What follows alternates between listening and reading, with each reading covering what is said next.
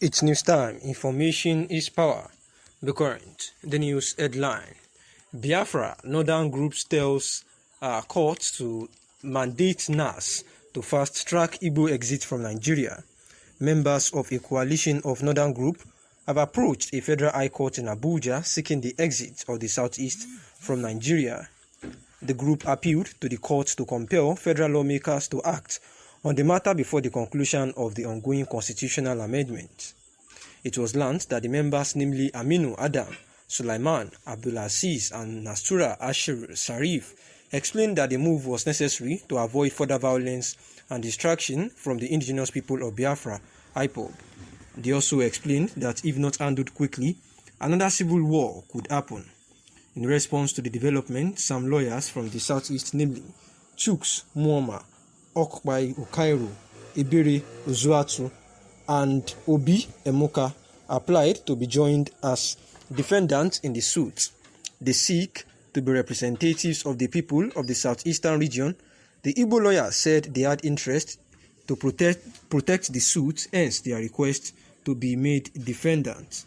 And this was after the arraignment of Mazi Nnamdi Kanu at the Federal High Court in Abuja, where the lawyers, especially his lead counsel, had said that it is that they would not actually grant any sitting again, any court sitting, except the representatives of Mazi Nnamdi Kanu, that is legal counsel, his well-wishers and the likes, are actually allowed into the courtroom because they were denied, as at October 24, 2021, to have access into the court. And therefore, the Northern Group as well has told the court to mandate the National Assembly to fast-track the Igbo exit from Nigeria.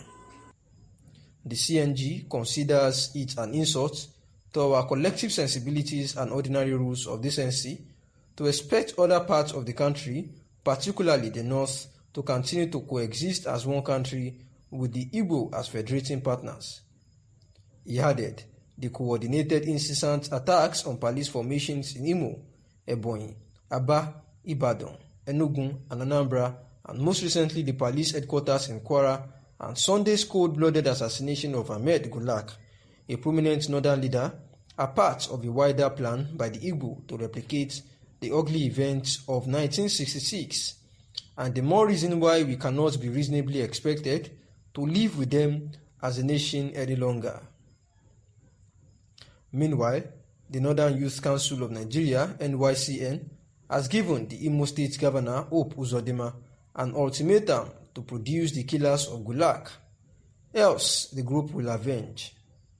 The statement reads, "Let us state categorically that Northern youth will do everything within their powers to force the government of Imo to bring the perpetrators of this crime to justice. The Imo State Governor and other Southeast governors should take note that we shall not accept the continued killing of Northerners and Northern elites in their region, as we shall take revenge henceforth." And this is the coalition of Northern Groups, CNG, who have disclosed that the North is tired of living with the southeastern parts of Nigeria. This was disclosed by their spokesman, Abdulaziz Sulaiman, that said that due to the current insecurity in the southeast, particularly that they have been killing Northerners in the southeast, and this was funded by Igbo society, both at home and in diaspora, the spokesman actually alleged. He also said that violent rascality by the IPOB and the ESN are another thing that is fully supported by the Igbo society. The coalition of Northern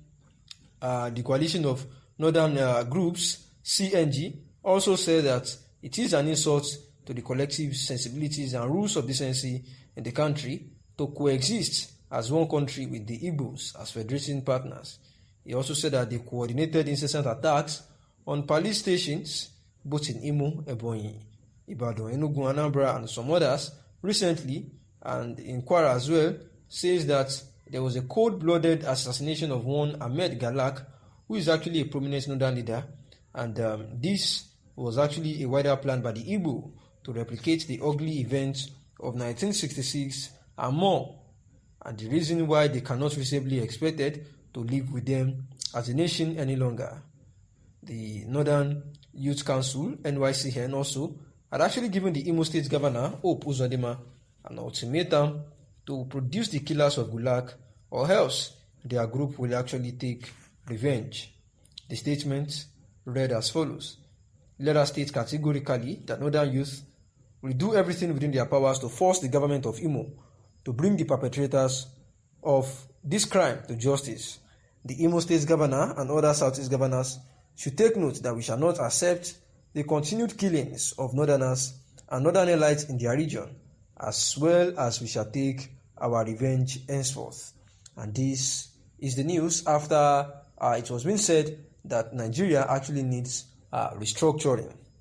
This was at a time that a gubernatorial aspirant at the time also said that both APC and PDP are the same thing and needs a good leadership to be produced in Nigeria. And he is here saying that the youth should not just support any politician blindly, that they need to question his character, his knowledge and experience, saying that in Nigeria today, politics is not stable.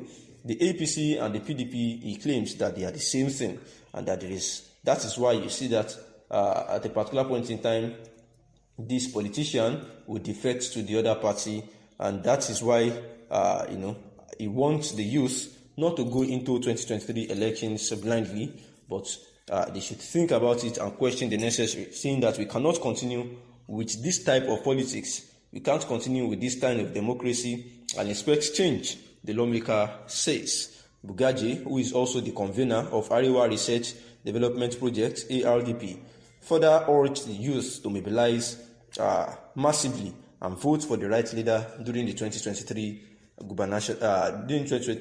gubernatorial and national elections. A member of the Northern Elders Forum, Dr. Sadiq Umar Abubakar, in his address, claimed that the North would actually support any Nigerian with character, knowledge, and leadership qualities, irrespective of the state he or she comes from in the next election. We know that the northern part of the country and also the southern part has been having this kind of debate, or should I say argument, about where the next president of the nation should actually come from, where the southeastern part are saying that they're due for the presidency, having the mindset that they have been marginalized and that they had never produced any president since the independence or creation of Nigeria, and they are of the opinion that for a free, fair, and just nation, so that everybody can have a feelings of belonging to the nation, that they need to zone the next presidential bid to the southeastern part of the country. Then the northern part, this Northern Elders Forum, are saying that that is not constitutional and they will not allow that.